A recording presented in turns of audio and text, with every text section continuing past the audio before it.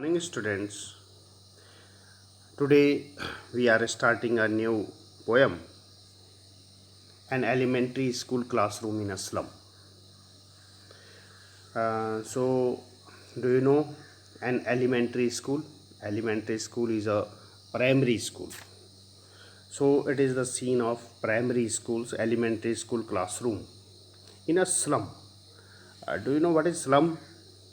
A slum is an area of city where living conditions are extremely bad and where people lives in hut and they have where they have not any proper facilities, so that is called a slum area. So Stephen Spender is a poet of this poem, an elementary school classroom in a slum. So before you read, there is a question: have you ever visited or seen an elementary school in a slum? And what does it look like if you ever visited there? So Stephen Spender wrote this poem in 1964, and the poem is an example of Spender's political voice resonating in the poem. He expresses his ideological position on government, economics, and education. The students in this classroom are underprivileged and malnourished. And the poet focused that the capitalistic government is supposed to supply equal opportunity for education, but the classroom in a slum, and it offers little hope for progress or change. Spender names no nations or race. It appears to be a response to the global question concerning social injustice. Okay, so throughout the poem, the poet's tone changes from frustration to an appeal at last. So, the poem touches upon the themes of social injustice and class inequality. This poem focused on social injustice and class inequality. Some are rich and some are poor. It questions the value of education in a slum. It exposes the widespread neglect of these children who are uncared for, who lives in slum area. It gives the reader a description of malnourished children with pale faces and stunted growth and twisted bones and whatever you will read in the poem. Uh, but this poem does not dwell upon pessimism. At last, it highlights the role of educators and more privileged society. Okay, so we are starting this poem, and this poem is written in a simple style with the use of poetic devices and images, which conveys the narrator's feeling of sympathy and anger. The images convey the poverty, hunger, and neglect of state schools in a slum. Okay, so it is the theme of this poem, and now we are starting the poem. And so look at the poem. Far, far from gusty waves, these children's faces like rootless weeds, the hair torn round their pallor. The tall girl with her weighed down head, the paper swimming boy and rat's eyes, the stunted, unlucky hair of twisted bones reciting the father's gnarled disease. His lessons from his desk at back of the dim class, one unnoted, sweet and young. His eyes live in a dream of a squirrel's game in a tree room other than this. So it is the first stanza. Far, far from gusty waves, these children's faces. And the poet started this poem from repetition. That is a poetic device, repetition. And far, far. he used forward two times. So far, far from gusty waves. Gusty waves. What do you mean by gusty wave? Gusty wave means the energetic wave, energetic children, the stormy waves, the gusty wave. And these children's means the children's in the slum area who reads in the elementary school in the slum area. So he was talking about those children, that those children's faces are far from energy, far from happiness, far from enthusiasm. Okay, so far, far from gusty waves, these children's faces. It means there is no happiness, there is no enthusiasm in the face of those children. So the children of an elementary school of a slum have faces which are very different from those of other children. They are not exuberant. Exuberant means the full of energy. In the second line, he said that like rootless weeds, and their faces likes rootless weed. Rootless weed. Their faces are like weeds in the garden, and that is rootless. It means like rootless weeds. The figure of speech is simply easier because like is using. So rootless weed, and they are rootless. They are unsure and lack of stability.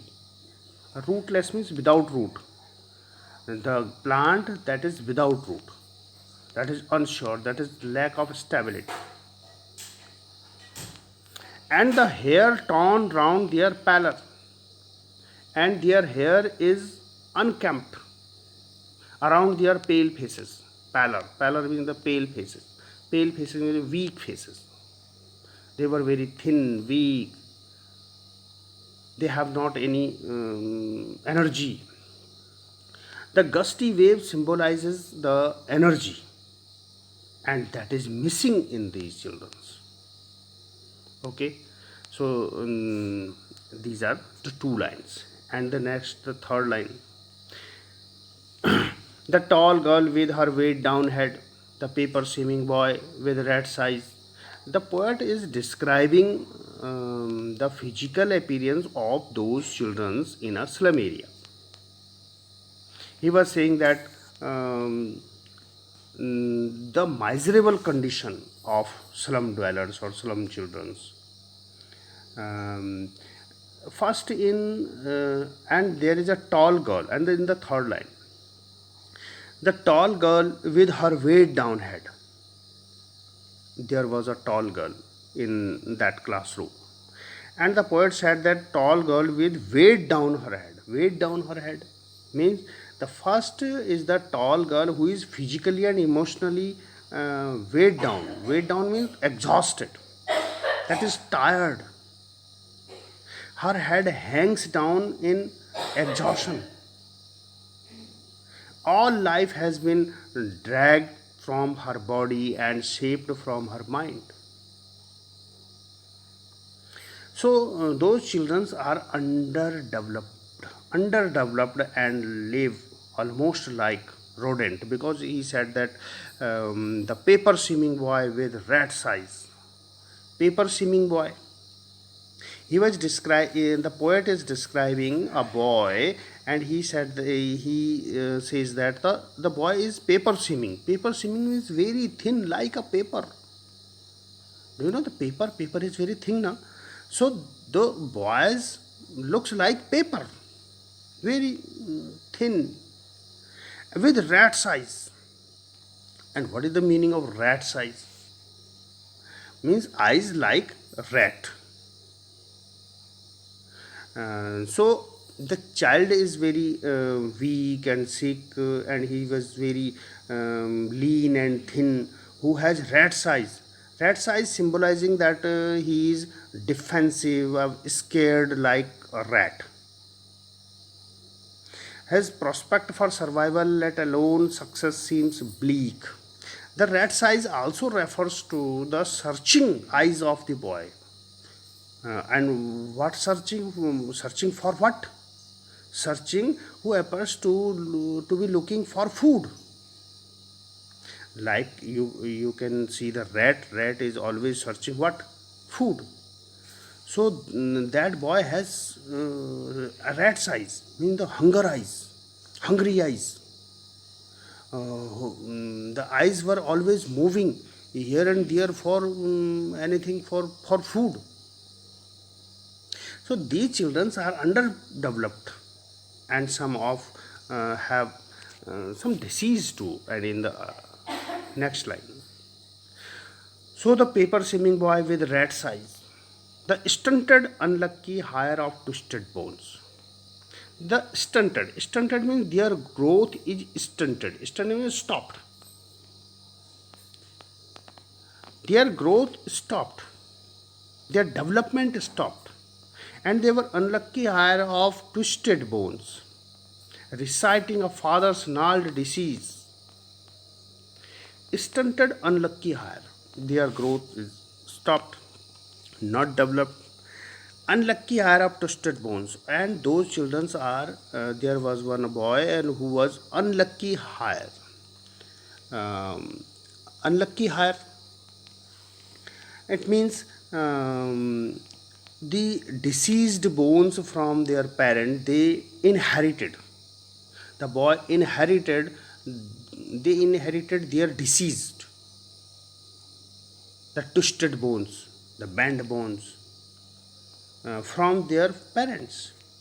This implies that deceased generations, like father have the gnarled disease. He had the gnarled disease, naughty disease. The knots becomes in the bones, and that have been living in a slum. That he have been living in a slum, and the child who is disfigured and trapped in a physically challenged body. That is called unlucky hire of twisted bones, because he inherited that disease from his father. It is the condition of those children. The poet is describing the physical appearance, the physical body of those children. His lesson from his desk at back of dim class, and they were reading their lesson from the desk. They were sitting in their chair or desks, and the back of a dim class. Now the poet is describing the class too. And what is the class? Class is dim. The classroom is the classrooms are equally dim and pathetic, like the faces of those children, like the physically appearance of those children. So classroom are equally dim and pathetic. Okay, so they sat in their class and they were reading their lessons in the back dim class.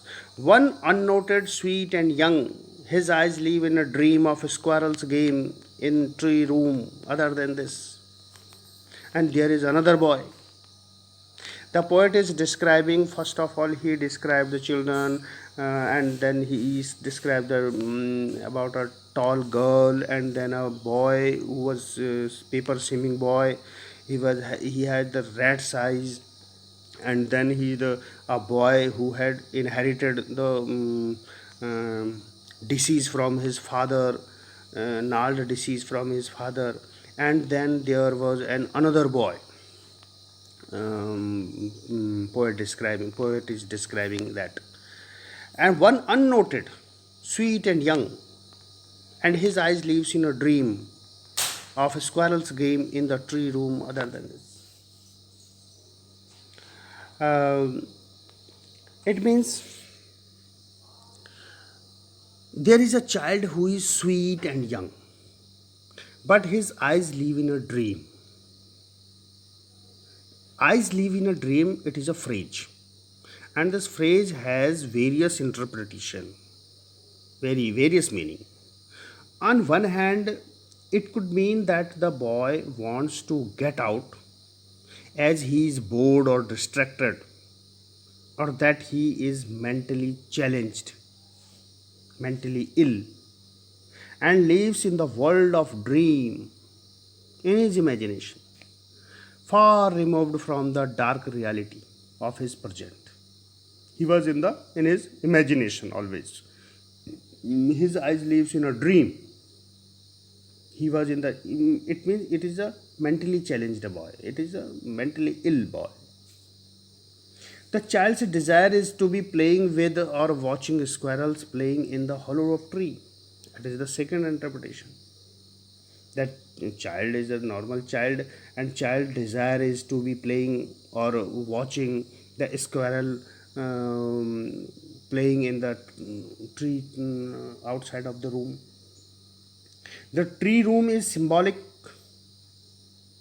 and it refers to the cramped holes in which the children live. It means their house, their homes, their houses. The squirrel is a contrast is free, and they want freedom. They liked squirrels games. It means they like freedom. They want they want to be free. So it is the first stanza, and in the first stanza evokes pity and empathy, reflecting the pathetic and miserable condition of the slum children. And there is despondency and pessimism in the first stanza, because there is a pessimism, there is not hopefulness. Okay, so it is your first stanza. And now look at the poetic devices in the first stanza. The poet used some poetic devices in the first stanza. He used at the starting of the first line. There is far, far.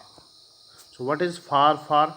That is a single word, and poet use it double time. It repeat it. So it is a repetition. So of poetic devices, repetition. So far, far. It is a repetition. Okay, and then a gusty wave. Gusty wave.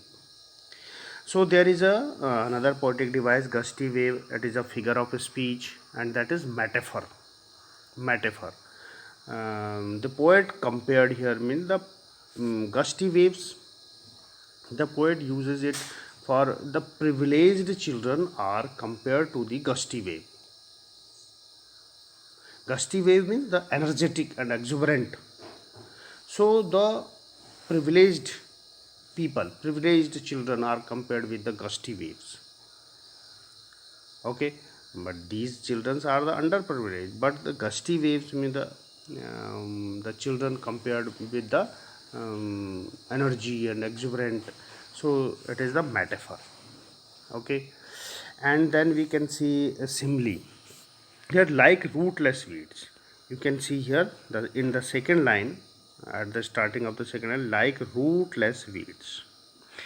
The poet compared these children's faces. These children means the children from the slum area, and the poet compared these slum area children with rootless weed. Weed means the wild plant.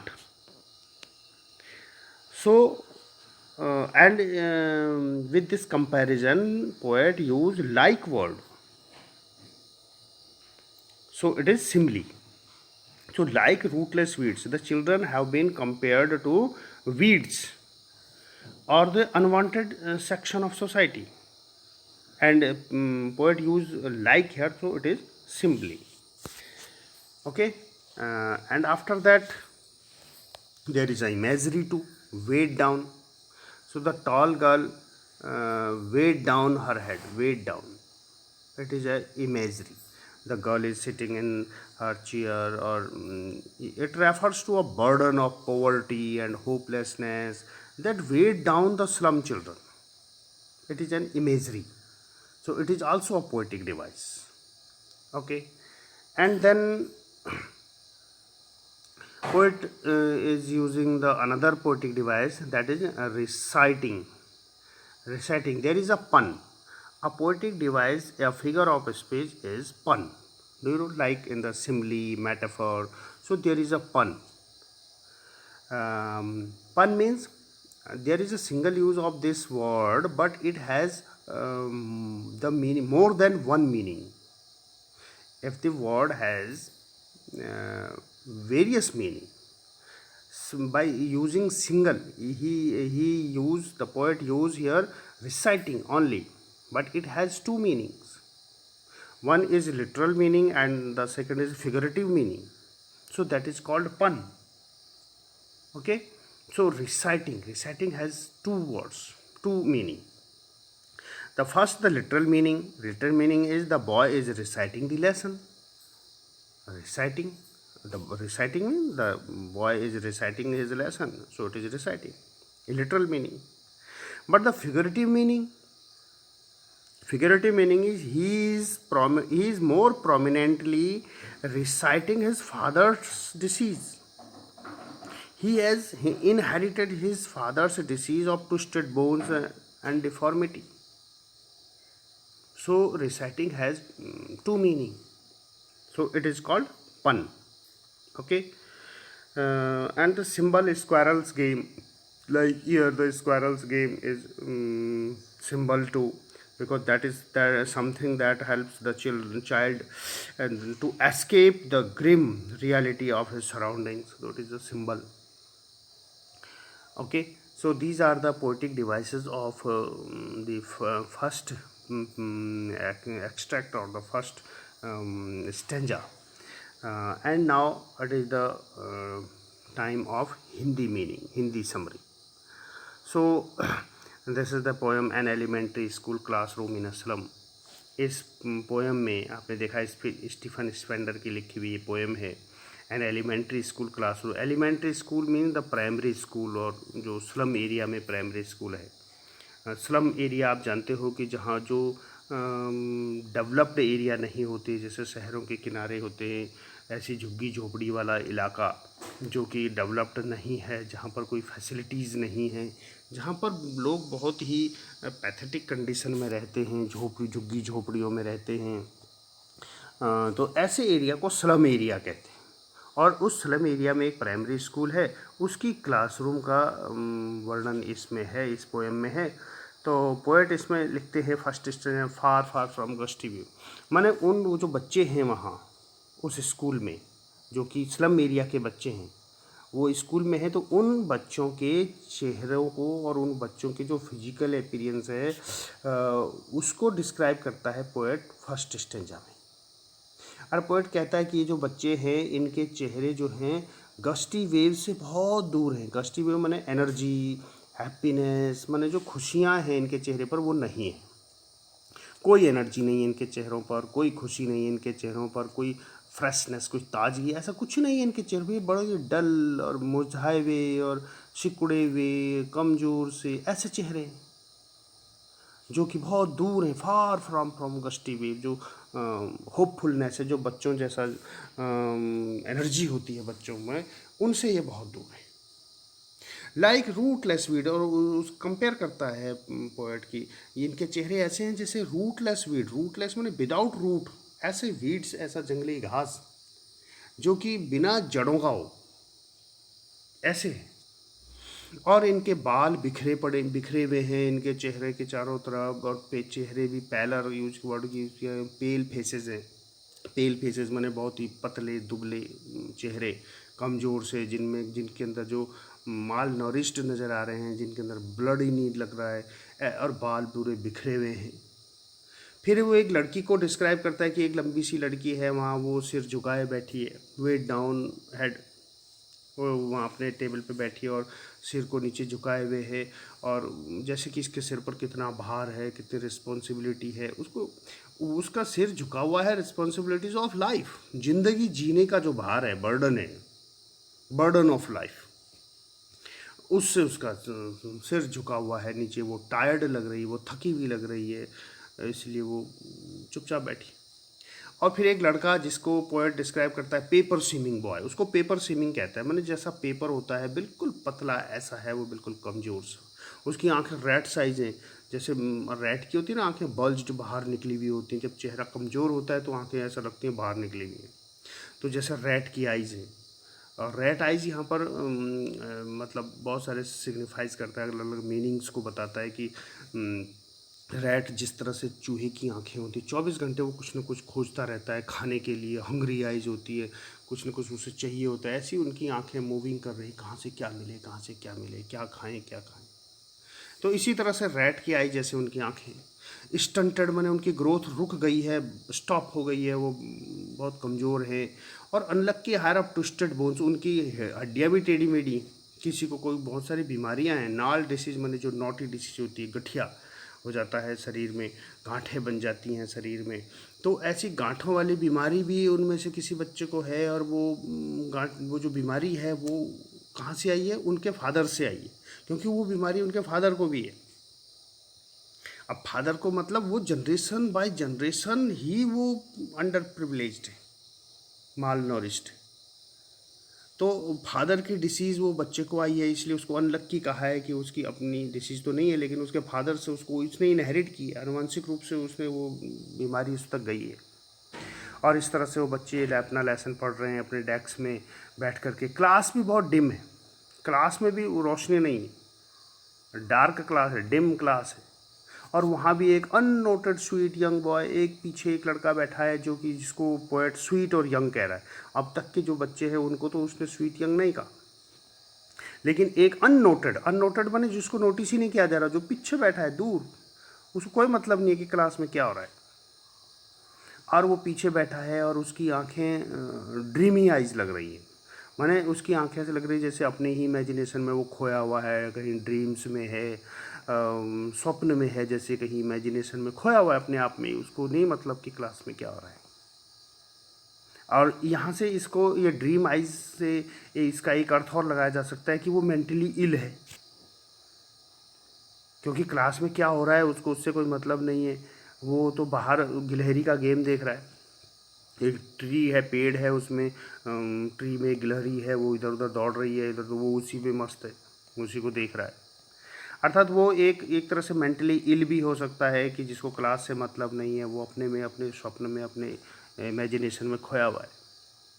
यहाँ पर squirrels भी, जो squirrels game लिखा गया है वो भी symbolize करता है। वो क्या है, स्क्वायरल फ्री है, आज़ाद है, घूमती है, भागती है इधर उधर जहाँ मर्जी। तो बच्चे भी ऐसे ही होते हैं कि उनको भी फ्रीडम चाहिए, आज़ादी चाहिए। वो बंधे बंधे हुए हैं, उनकी लाइफ वहाँ पर बहुत ख़राब है, तो वो भी ऐसे ही चाहते हैं स्क्वायरल की तरह। ट्री रूम भी उनके एक तरह से जो उनके क्रैम्पेड होल कहे जा सकते हैं, उनके जो घर हैं उनको सिंबलाइज़ किया जा सकता है कि वो अपने घरों में, छोटे छोटे घर हैं, बड़े घर नहीं हैं, झोपड़ी नुमा हैं, और जैसे चूहों के बिल होते हैं, ऐसे ही जैसे ट्री के अंदर एक स्क्वायरल का घर होता है, इसी तरह से उनके घर है। तो ये सब सिंबलाइजिंग है एक दूसरे के साथ। तो कहने का मतलब है कि वो लड़का बाहर देख रहा है, रूम के बाहर देख रहा है, वहाँ गिलहरी का गेम देखने में मस्त है, उसको क्लास से कोई मतलब नहीं है। तो इस तरह से ये जो पहला स्टेंजा है इसका ये मीनिंग है। और पोएट बहुत ही यहाँ पर निराशा में डूबा हुआ है उन बच्चों को देख करके, उनके फ्यूचर को देख करके। तो इस पहले स्टेंजा में पोएट ने उनके फिजिकल अपीयरेंस को समझाया है कि वो कैसे है, दिखाई देते हैं। ठीक है, तो अगली स्टेंजा में फिर कुछ और होगा। अब आज की वीडियो तो पहले ही स्टेंजा में पूरी हो गई। तो अब बाकी स्टेंजाज आपको इसके बाद वाली वीडियोज़ में मिलेंगे। ओके।